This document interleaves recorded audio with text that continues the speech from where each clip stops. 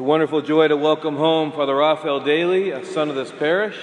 Of course, his father was a longtime pastor here and our pastor emeritus, and so I wanted him to offer this morning's homily. Welcome home, Father. Thank you, Father. It's an honor to be invited to speak here again by Father Michael, who there's no question about it. When I was a seminarian, if you would ask me, who are you trying to sound like when you preach, it was him. In the name of the Father, and of the Son, and of the Holy Spirit, Amen. In this morning's scripture readings, we have two descriptions or images of the church in front of us, and we have to find ourselves in those images. In the gospel, Christ has withdrawn out into the wilderness, and a great crowd of people followed him to that lonely place.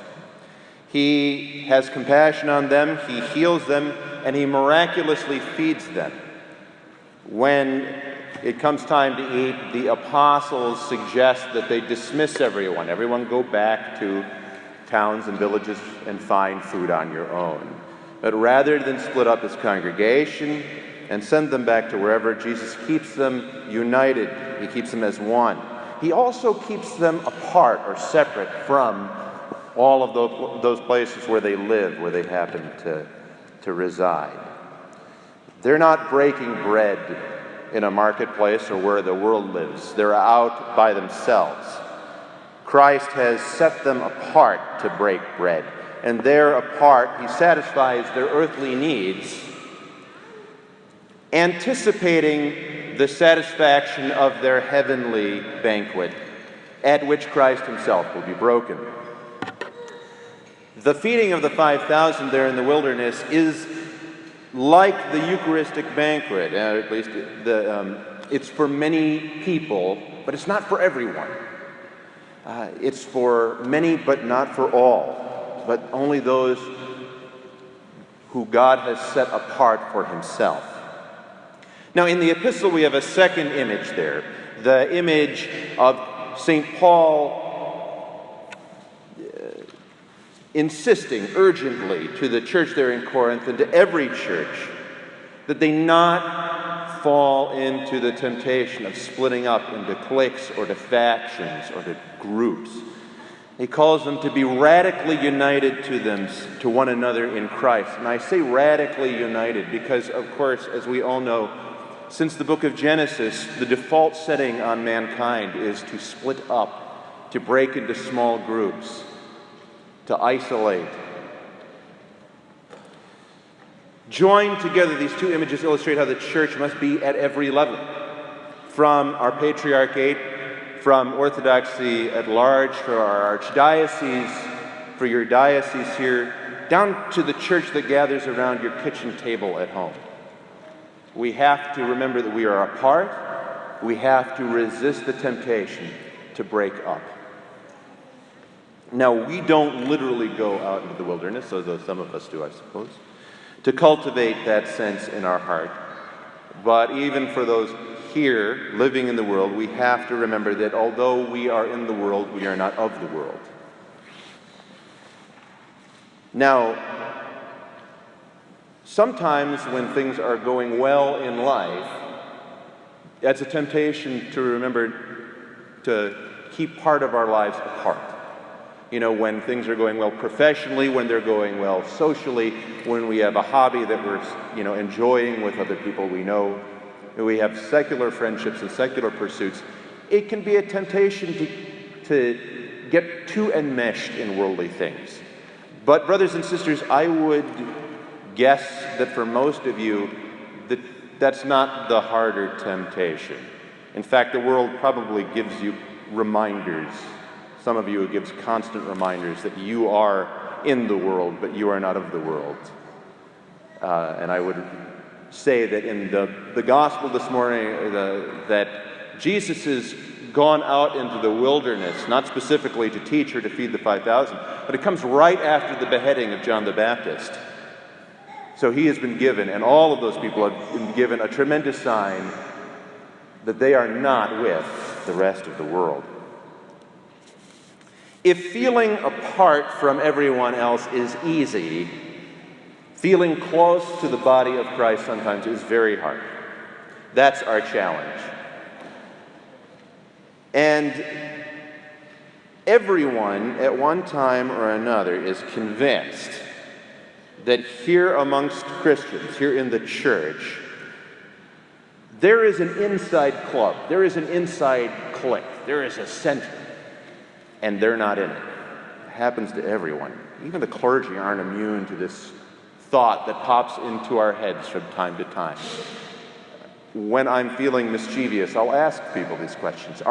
Is there a center? Is there a core? Is there a group of people in your church where they're on the inside? They're the social set on the inside of your parish. Oh yes, definitely, Father. Okay. Yeah. Are you in it? No, definitely not. I've never met anyone who ever admitted they were on the inside. Everyone is always on the outside looking in. They're sure that that group is there. I mean, I'm sure there are a lot of different kinds of people. I'll meet someone eventually who said, oh, yep, I'm in there. I'm in. But to date, I haven't. I will give you an example of these two images combined from down in Texas where I reside now. Because this is more than simply being nice to other people, and it's not calling you to be mean or rude or standoffish to your neighbors who aren't Orthodox Christians. But there are some things for us here, and there are some things that we give charitably to the rest of the world. Down in Texas, around the same time as Saint Raphael, in fact, he came over on the boat with him, there was a priest in Galveston. And that priest gave up a tremendous amount back home. He had a very good position back in Russia, although he was a Greek. He was a tutor to kings. He was the personal priest of the Tsar, one of them. And he gave all up in obedience to go and be the priest in Galveston, Texas, to a community much like our own and maybe even more diverse, people from the Middle East, people from Greece, people from Serbia and Bulgaria and Russia. And all had asked their home churches for a shepherd, and none had been able to spare one. So they wrote the Tsar, and the Tsar sent this priest.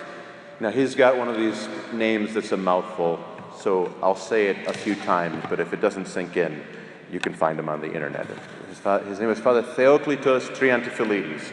Father Theoklitos is not a saint, but I strongly suspect that is simply a matter of time. In this case, you know the old story, if it walks like a duck. Father Theoklitos made it to Galveston in time to be there for the Great Hurricane, the worst hurricane that has ever struck the United States. Thousands of people were killed. And during the hurricane, because he was a good shepherd, he gathered up his congregation into their tiny church, which they had built with their own hands. And we say, metaphorically, that the church is our ark of salvation. But that night, the church became a literal ark of salvation. The waters rose.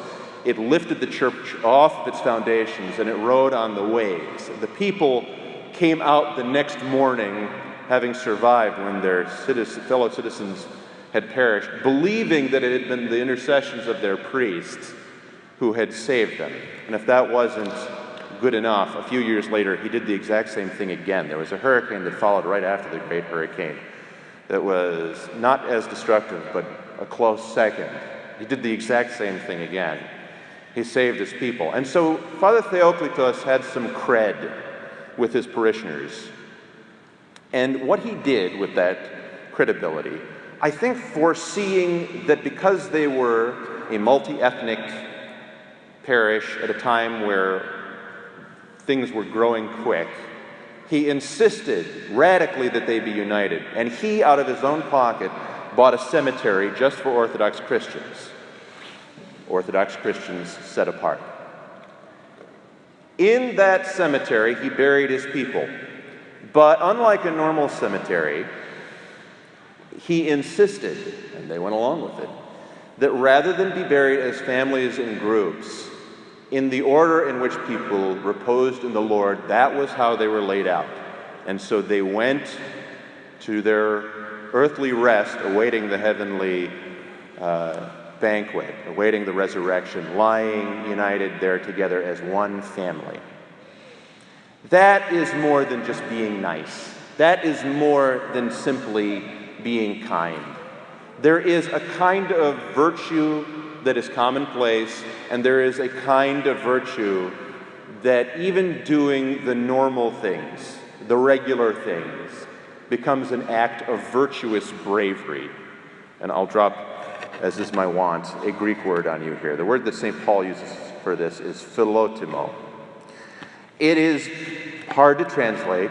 Sometimes in the scripture it gets translated as ambition, and there is a sense there.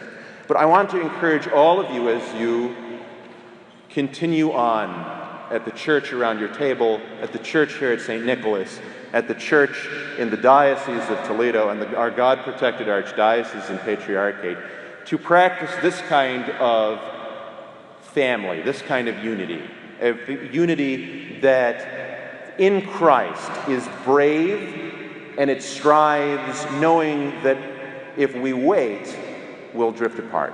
Sadly, that church that Father Theoklitos founded, eventually it did. It got, although it had been completely pan-Orthodox, it got swept up in history, and eventually it did settle in one of the jurisdictions rather than the others, and all of the ethnic groups, parted out. Now, thank God, we're kind of stepping past that part in our history where we are much more united, much more like a vision of the church that Father Theoklitos had, united in Christ, who is ever and powerfully in our midst.